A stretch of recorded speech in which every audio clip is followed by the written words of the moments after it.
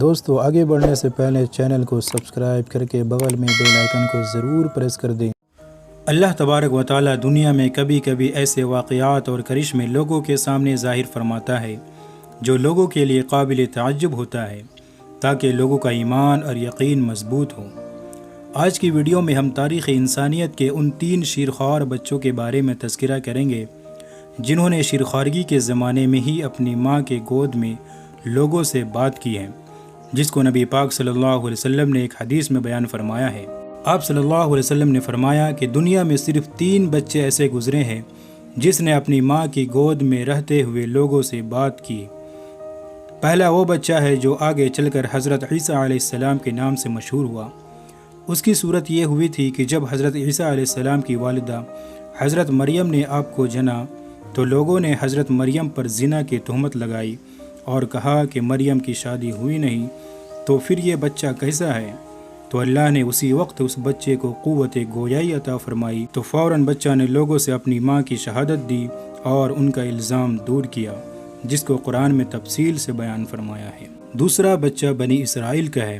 اس کا واقعہ یہ ہے کہ بنی اسرائیل میں جریج نامی ایک شخص تھا جو دن رات اللہ کی عبادت میں مشغول رہتا، کسی انسان سے بات نہیں کرتا تھا تاکہ اس کی عبادت میں کوئی خلل نہ ہو جائے، حتیٰ کہ اپنی ماں سے بھی اسی وجہ سے بات نہیں کرتا۔ ایک مرتبہ اس کی ماں نے اس کو آواز دی تو اس نے کہا کہ اے اللہ، ایک طرف میری ماں کی آواز ہے اور دوسری طرف تیری عبادت، یہ کہہ کر پھر عبادت میں مصروف ہو گیا۔ تو اس کی ماں نے اس کو یہ بد دعا دیتے ہوئے کہا کہ اے اللہ، تو میرے بیٹے کو اس وقت تک موت نہ دے جب تک کہ وہ کسی زانیہ لڑکی کا منہ نہ دیکھ لے۔ اس کے بعد یہ واقعہ پیش آیا کہ جریج کی عبادت کے آس پاس ایک چرواہا جانور چرایا کرتا تھا۔ اسی دوران ایک کنواری لڑکی اس چرواہے کے ساتھ زنا کی، جس کے نتیجے میں وہ لڑکی حاملہ ہو گئی۔ جب اس کی ولادت ہوئی تو لوگوں نے اس عورت کو گھیرا اور اس کا باپ کو پوچھا تو اس لڑکی نے جریج پر الزام لگایا اور چرواہے کو بچانا چاہا۔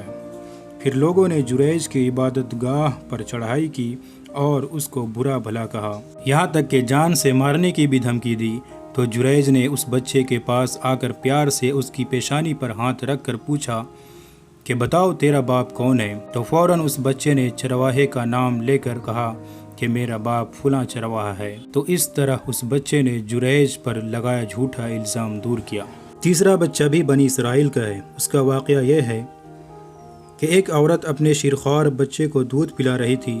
اسی دوران میں ایک شہسوار کا وہاں سے گزر ہوا۔ عورت نے اس کو دیکھ کر اللہ سے دعا مانگی کہ اے اللہ، میرے اس بچے کو بھی اسی طرح بنا دے۔ اس وقت بچہ کا منہ ماں کے پستان میں تھا۔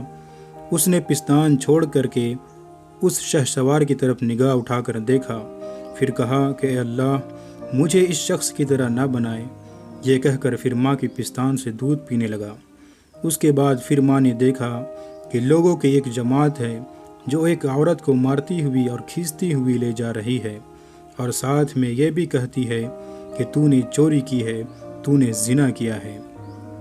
اور وہ عورت یہ کہتی جا رہی تھی کہ حسبی اللہ و نعم الوکیل، اللہ ہی میرے لیے کافی ہے، میرے اوپر جھوٹا الزام لگایا جا رہا ہے۔ یہ منظر دیکھ کر اس عورت نے کہا کہ اللہ، میرے بیٹے کو اس کی طرح ہرگز نہ بنا۔ تو بچہ دودھ پی رہا تھا۔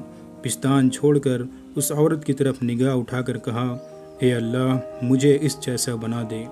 پھر بچے سے ماں نے دونوں واقعے کے پیچھے کا راز کیا ہے وہ بھی پوچھا، تو بچہ نے دونوں واقعے کا راز بتایا کہ جو شہسوار جا رہا تھا وہ ظالم ہے، لوگوں پر ظلم کرتا ہے اور خدا کی نافرمانی میں مبتلا رہتا ہے۔ اس لیے میں نے اللہ سے یہ دعا کی کہ اللہ مجھے اس ظالم کی طرح نہ بنا۔ اور جس عورت پر زنا اور چوری کا الزام لگاتے ہوئے مارا جا رہا تھا وہ مظلوم ہے، نہ اس نے زنا کیا ہے اور نہ چوری کی ہے، اس کے اوپر جھوٹا الزام اور تہمت لگایا گیا۔ اللہ کے نزدیک اس کا درجہ بہت بلند ہے، اس لیے میں نے اللہ سے دعا کی کہ اللہ مجھے اس جیسا بنا دے جس کا مرتبہ تیرے نزدیک بلند تر ہے۔ دوستو، ان تینوں بچے کے واقعے کو نبی اکرم صلی اللہ علیہ وسلم نے ایک حدیث میں تفصیل سے بیان فرمایا ہے۔ اللہ پاک سے دعا ہے کہ اللہ پاک ہم تمام کو اللہ کی قدرت کاملہ پر کامل ایمان اور یقین نصیب فرمائے، آمین۔